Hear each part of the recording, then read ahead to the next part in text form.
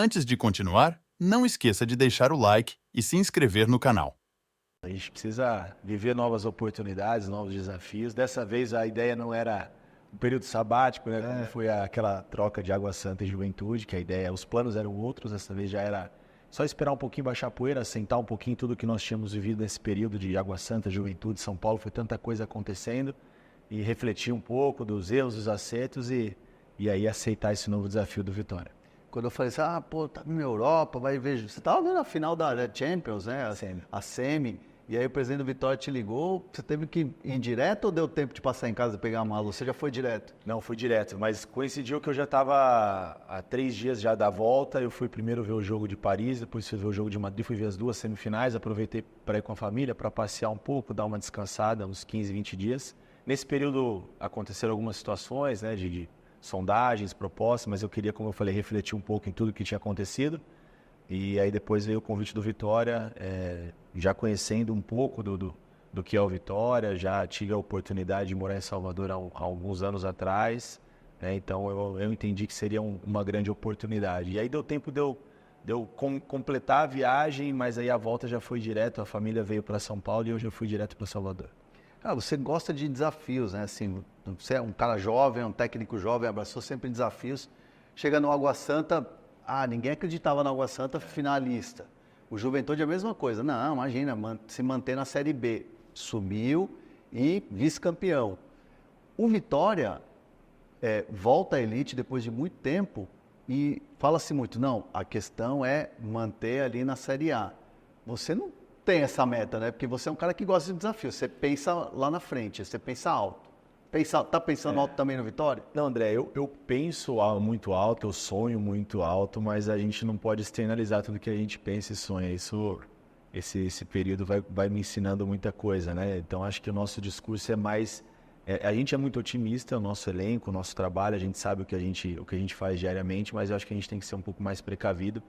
A gente sabe que a volta do time da Série B para a elite, que estava na Série B, não que o Vitória seja uma equipe de Série B, é sempre muito complicada, né? Equiparar elenco, orçamento, é uma mudança de prateleira muito alta em relação a nível de jogo, a capacidade individual, coletiva. Então, acho que esse primeiro ponto, ainda mais de um início, né, de 5 jogos, 1 ponto, você recuperar isso numa Série A, isso aconteceu no Juventude e a gente espera que aconteça aqui também, mas a gente tem que recuperar com o Grêmio, com o São Paulo, com o Palmeiras, com o Flamengo, com o Atlético Mineiro.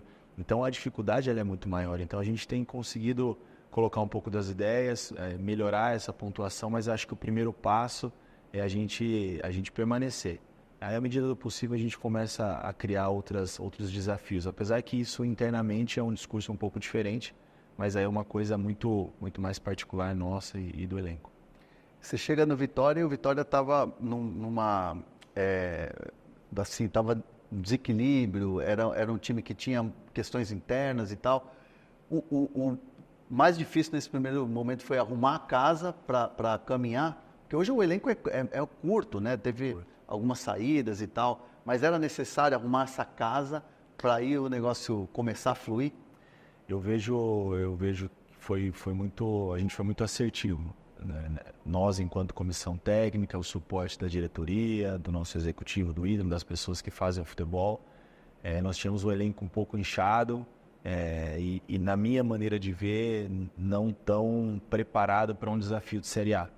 Eu acho que alguns atletas já com algum período um pouco mais longo de clube, isso em alguns momentos começou a atrapalhar um pouquinho.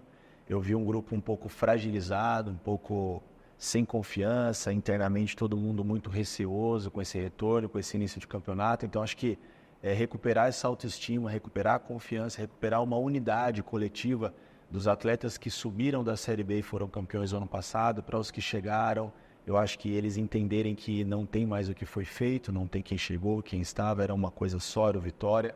E eu acho que eles entenderam isso rápido. E claro que quando o bom futebol vem acontecendo, a gente é uma equipe um pouco mais organizada, não que não seja, organizada dentro daquilo que eu penso. E os resultados acontecendo, a pontuação melhorando, a gente sai de 1 ponto para 12, pouquinho ali já respirando fora da zona, ainda muito próximo, mas hoje a gente tem a oportunidade, né, de caminhar e de maneira gradativa para um final feliz.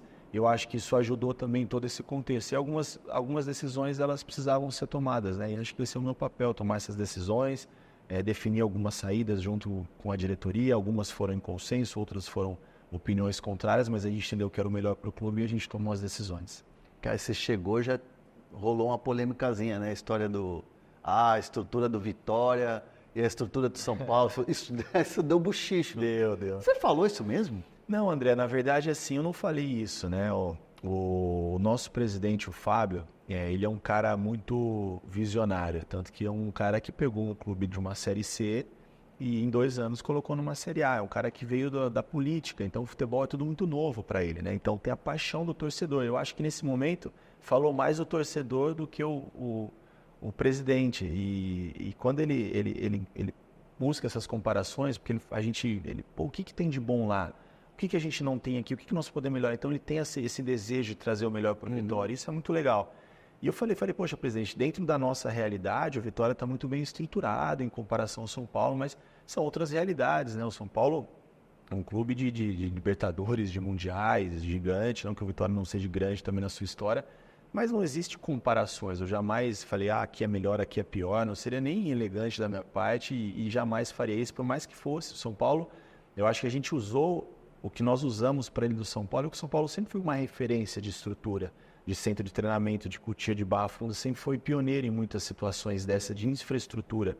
Então, a gente usa as árvores grandes para se comparar e não dizer quem é melhor e quem é pior. Eu jamais faria isso, porque eu tenho um respeito muito grande, como eu tenho assim pelo Vitória, eu tenho pelo São Paulo, que foi a minha casa por um curto período, mas que eu vi momentos maravilhosos lá e que foi muito importante para a minha carreira. Então, essa comparação não existiu. Acho que da maneira que ele colocou, deu uma conotação, e aí essa conotação ruim, ela se propaga muito mais e ela dá muito mais notícia, né?